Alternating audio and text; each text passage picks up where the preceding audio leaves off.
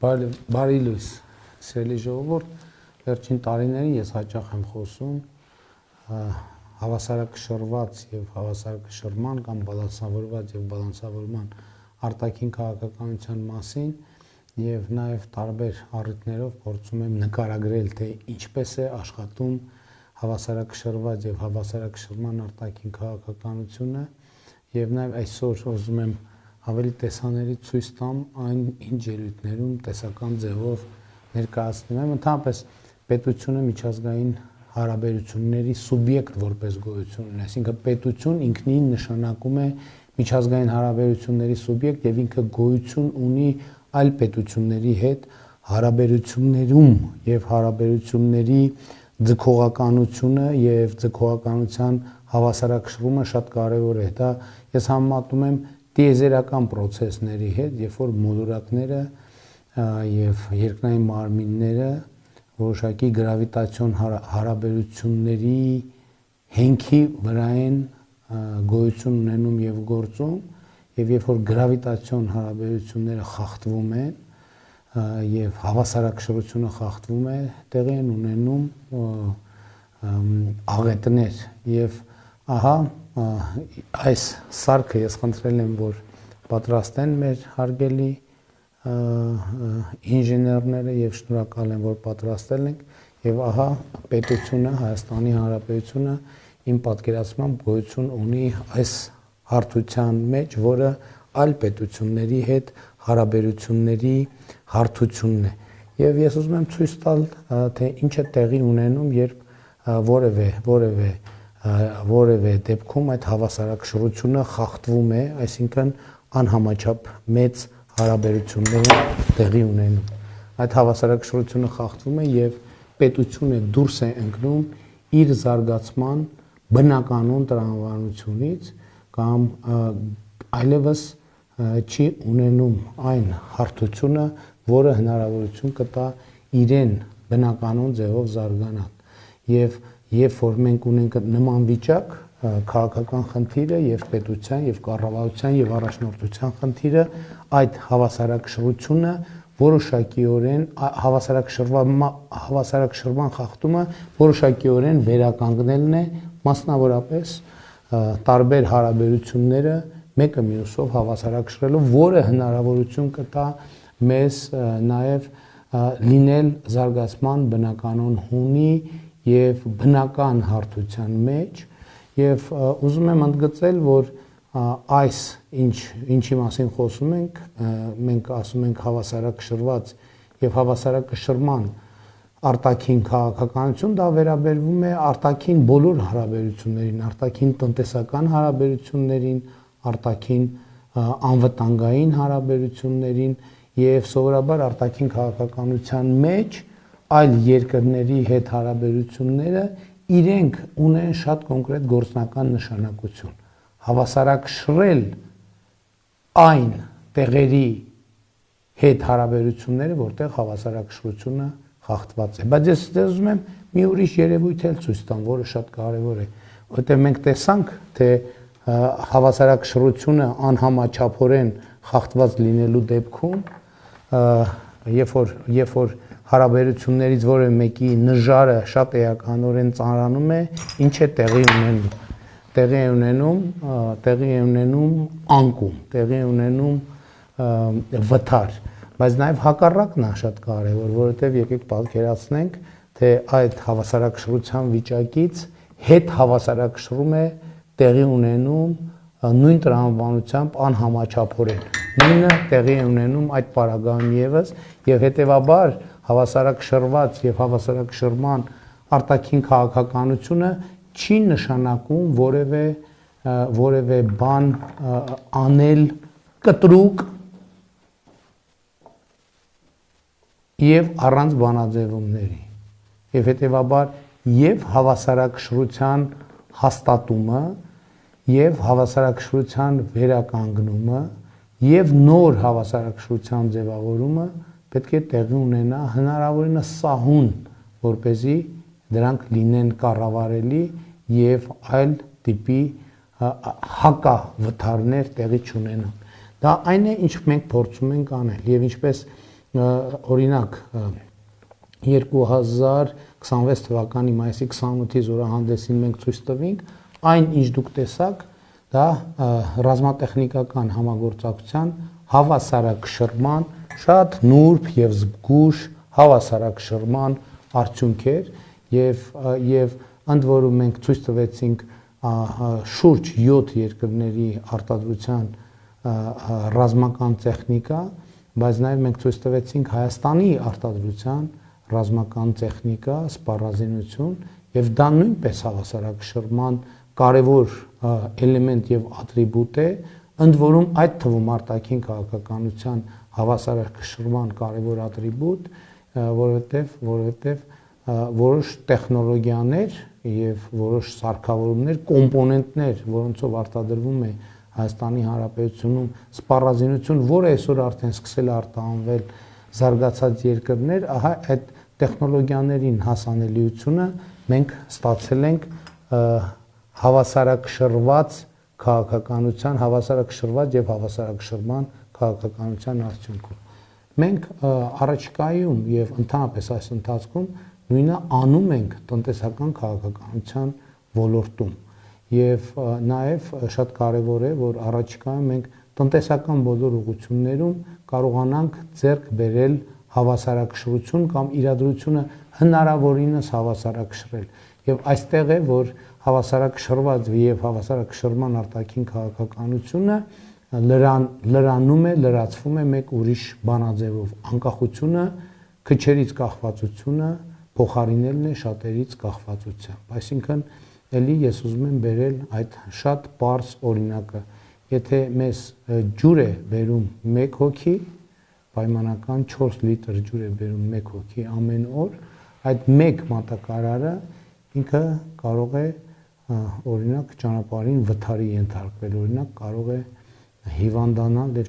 չկարողանալ բերել այդ ջուրը, շատ ավելի վատ սցենարներ։ Այդ 1 հոգին կարող է հասկանալ, որ եթե ինքը այդ ջուրը չբերի կամ բերի ուշացումներով, դա շատ կոնկրետ ազդեցության լծակ է մեզ վրա եւ հետեւաբար նա կարող է անհամաչափ պայմաններ դնել մեր առաջ, որպեսզի մենք կարողանանք հասանելիություն ունենալ ջրին եւ դրանով իսկ կառավարել մեզ։ Եթե 2 հոգի են բերում այդ ջուրը, այսինքն ամեն մեկը օրինակ 2 լիտր, այս դեպքում այդ հավանականությունները 50%-ով նվազում են։ Եթե 3 հոգի են բերում այդ ջուրը, մենք եւ բաշխում ենք տարբեր բաշխվածությամբ, այստեղ տրամաբանությունն ընդհանրապես փոխվում է, որովհետեւ ընդհակառակը մենք ենք լծակ ձեռք բերում, որովհետեւ մենք ունենք հնարավորություն ընտրել, թե ումից ստանանք այդ ջուրը եւ մենք կարող ենք սկսել սակարկել գնի վերաբերյալ, մենք կարող ենք սակարկել մատակարարման ծավալների վերաբերյալ։ Եթե այդ ջուրը բերում է 4 եւ 5 հոգի, դա ընդհանրապես բացառում է որևէ ռիսկ մեր ջրի մատակարարումների, որովհետեւ եթե մի մատակարարի հետ մի բան տեղի ունենա, մյուս մատակարարը չարամիտ գտնվի, մենք հնարավորություն կունենանք այդ չարամտությունը ոչ միայն հաղթահարել, այլ այդ չարամտության համար պատժել մատակարարին ընդཐུպ մինչև նրանից մատակարարումներ ստանալը հրաժարվելու այդ պոտենցիալ որոշման պայմանական սպառնալիքի ներքո։ Սա է ընդհանուր առմամբ հավասարակշռված եւ հավասարակշռման արտաքին քաղաքականությունը, որը ելի եմ ասում, ինքը միայն դիվանագիտական արտաքին հարաբերությունների պարզապես դիվանագիտական ոլորտին չի վերաբերվում, սա վերաբերվում է բոլոր ոլորտներին՝ տնտեսություն, արտահանում, ներմուծում, անվտանգություն, ռազմատեխնիկական հարաբերություններ եւ երբ մենք օրինակ նույն արտաքին հարաբերություններում ունենում ենք իրավիճակներ, ունենում ենք դատարկ նժարներ, դա իր հերթին նույնպես առաջացնում է շատ էական ռիսկեր եւ անկայունություններ, այս է պատճառը, որ օրինակ 2022 թվականից հետո մենք դիվանագիտական հարաբերություններ ենք հաստատել երկրների հետ, որոնց հետ նախկինում դիվանագիտական հարաբերություններ չենք ունեցել, խոսքը մասնավորապես Սաուդյան Արաբիայի եւ Պակիստանի մասին է եւ այսօր մենք աշխատում ենք լրջորեն նաև Թուրքիայի եւ Ադրբեջանի հետ մեր հարաբերությունները կարգավորելու նպատակով եւ ես համոզված եմ, որ մենք կհասնենք այդ նպատակին, ինչը նշանակում է, որ հավասարակշռված եւ հավասարակշռման արտաքին քաղաքականությունը կհասնի իր լրումին նոր հնարավորություններ ստեղծելով Հայաստանի համար ունենալ նոր որակի պետություն։ Ուզում եմ ուշադրություն հրավիրել այդ փաստի վրա, օրինակ եթե մենք Թուրքիայի հետ չունենք հարաբերություններ, դա նշանակում է, այսինքն այդ նժարը դատարկ է, դա նշանակում է, որ ինչ որտեղ հարաբերությունները անհամաչափություն ունեն եւ հավասարակշռությունից դուրս են եկել եւ այդ հավասարակշռությունը վերականգնելու համար ոչ թե կմահաճույքի հարց, այլ մեզ հարկավոր է ունենալ Թուրքիայի հետ, Ադրբեջանի հետ եւ ընդհանրապես բոլոր պետությունների հետ, որովհետեւ ինչպես ասացի, պետությունը միջազգային հարաբերությունների սուբյեկտ է եւ գործում է եւ գոյություն ունի միջազգային հարաբերություններում հավասարակշռություն պահելու իր կարողությունների միջոցով եւ իր կարողությունների շնորհիվ եւ ահա հավասարակշռված եւ հավասարակշռման արտաքին քաղաքականությունը մեզ հնարավորություն է տալիս ունենալ նոր որակի պետություն եւ այսօր մեր առանցքային խնդիրներից մեկը պետության վերելքը շարունակելն է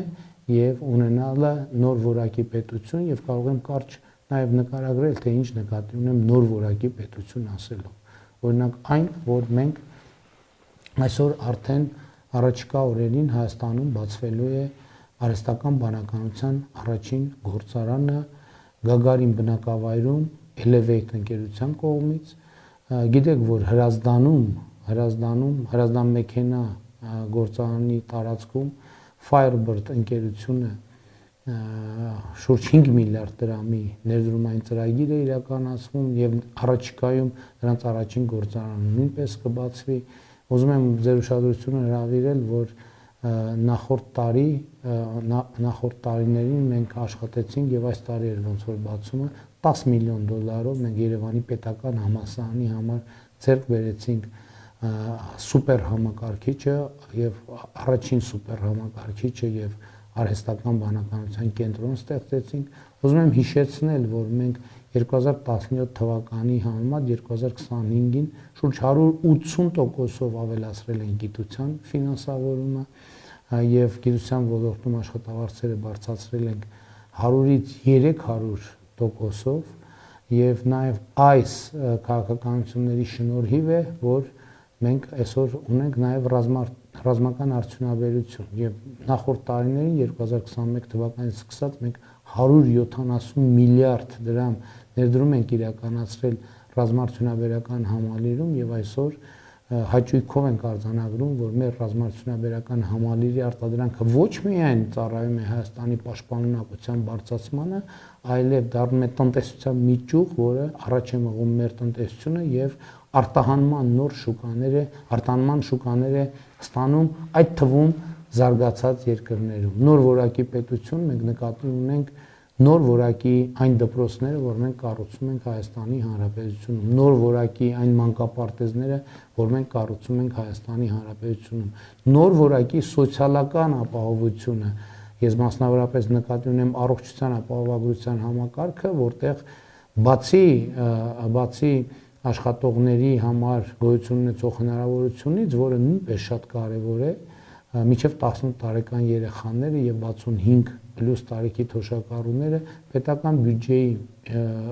վճարումների արդյունքում ստանում են նվազագույն անհրաժեշտ առողջապահական ծառայություն։ Ես նկատի ունեմ, որ այսօր մեր երկրի պատմության մեջ առաջին անգամ միջին կենսաթոշակը ավելին է քան նվազագույն սպառողական զամբյուղը եւ այլն եւ այդպես շարունակ։ Նոր որակի պետություն ասելով նկատի ունեմ նոր որակի ճանապարհներ օրինակ Աշտարակ Գյումրի ճանապարհահատվածը, որը մենք բոլորովին վերջերս բացեցինք եւ այլն եւ այսպես շարունակ։ Հետեւաբար հավասարակշռված եւ հավասարակշռման արտաքին քաղաքականությունը էական եւ առանցքային գործոն է նոր որակի պետություն ունենալու եւ պետության անկախությունը ոչ միայն պաշտպանելու, այլև զարգացնելու համար եւ գուցե ես միտքը կիսատ թողեցի, որպեսզի ամփոփ լինի, ասեմ նաեւ, որ հենց հավասարակշռված եւ հավասարակշռման արտաքին քաղաքականությունների արդյունքում է, որ Հայաստանի Հանրապետությունը այսօր հասանելիություն ունի ըստ էության ամբողջ միջազգային շուկային սպառազինությունների եւ նաեւ տեխնոլոգիաներին, որոնք այսօր բացառիկ նշանակություն ունեն տարբեր երկրների համար։ Օրինակ, այն տեխնոլոգիաները, որոնց արտահանման համար մենք լիցենզիաներ ենք ստանում կամ ներդրողները Միացյալ Նահանգներից, Հայաստանում այդ տեխնոլոգիաները ներդրելու համար շատ երկրներ այդ հնարավորությունը պարզապես չունեն։ Եվ այստեղ իհարկե էական նշանակություն է ունեցել այն, որ մենք Միացյալ Նահանգների հետ ռազմավարական գործընկերություն ենք հաստատել եւ այդ ռազմավարական գործընկերությունը տվել է իր պտուղները, ուզում եմ հիշեցնել նաեւ, որ 2025 թվականի օգոստոսի 8-ին Սպիտակ տանը նախագահ Թրամփի հետ մենք ստորագրեցինք նաեւ արհեստական բանականության եւ տեխնոլոգիաների ոլորտում համագործակցության մտադրության հուշագիրը եւ այդ մտադրության հուշագիրը այսօր գետնի վրա կոնկրետ տվել է արդյունքներ։ Մենք ռազմավարական գործընկերություն ենք հաստատել Չինաստանի հետ, մենք ռազմավարական երկխոսություն ենք հաստատել Ֆրանսիայի հետ, Մեծ Բրիտանիայի հետ, Նիդերլանդների հետ եւ ելի մի շարք գործընկեր պետությունների հետ եւ այդ ամենի նպատակը մեր երկրի անկախության մակարդակը, ինքնիշխանության մակարդակը բարձրացնելն է եւ պաշտպանելն է, միևնույն ժամանակ մենք էականորեն զարգացնում ենք եւ կարեւորում ենք Ռուսաստանի Դաշնության հետ մեր հարաբերությունները եւ նաեւ ես բազմիցս եմ ասել, որ մեր հարաբերությունները Ռուսաստանի հետ գտնվում են տրանսֆորմացիայի փուլում։ Տրանսֆորմացիայի փուլը ես համարում եմ պոզիտիվ, որովհետեւ այո, այս նոր իրադրության պայմաններում Ռուսաստանի հետ մենք հաստատում ենք նոր հարաբերություններ եւ ես համոզված եմ, որ մենք այդ գործում կհաջողենք, այդ թվում այն պատճառով, որ Ռուսաստանի հետ մեր հարաբերությունները բաց են, անկեղծ են, մենք ոչ մի մութ անկյուն չենք պահել այդ հարաբերություններում։ Նաեւ ուզում եմ ասել, որ Եվրասիական տնտեսական միության մեջ մենք աշխատում ենք եւ շարունակելու ենք աշխատել մինչեւ այն պահը, երբ այլևս ընտրություն կատարելը Եվրամիության եւ Եվրասիական տնտեսական միության միջև կլինի անխուսափելի։ Իսկ որոշումը բնականաբար պետք է կայացնի Հայաստանի Հանրապետության ժողովուրդը հանրաքվեով, որ պահին տեղի կունենա այդ հանրաքվեն,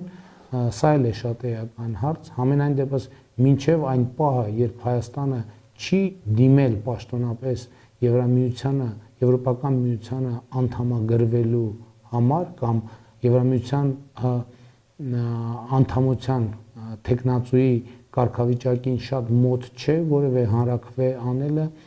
անտրամաբանական է, ինչու, որովհետև ըստ էության հիմնավորումը չկա, այսինքն բալանսը ձևավորված չի, որպեսզի մենք ժողովրդին կարողանանք ընտրություն ներկայացնել այս ճանապարհով գնալ, թե մյուս ճանապարհով, այսինքն այսօր այդ ընտրությունը տեսական է եւ տեսական ընտրությունը հանրաքվեի դնել է իհարկե այնքան էլ խելամիտ եւ ճիշտ չէ եւ հիմնավորված չէ։ Հետևաբար մենք կշարունակենք հանգիստ հանդարտ առանց նյարդի, առանց վիճաբանությունների աշխատել Եվրասիական տնտեսական միությունում եւ ես համոզված եմ, որ մենք այս ուղղությամբ դեռ պոտենցիալ ունենք, որը առաջիկայում կօգտագործենք։ Լավ եղենք, սիրում եմ բոլորիդ, այսօր մեր քարոզարշավը տեղի ունենալու Մալացիա, Սեբաստիա վարչական շրջանում եւ կհանդիպենք, մինչ հանդիպում։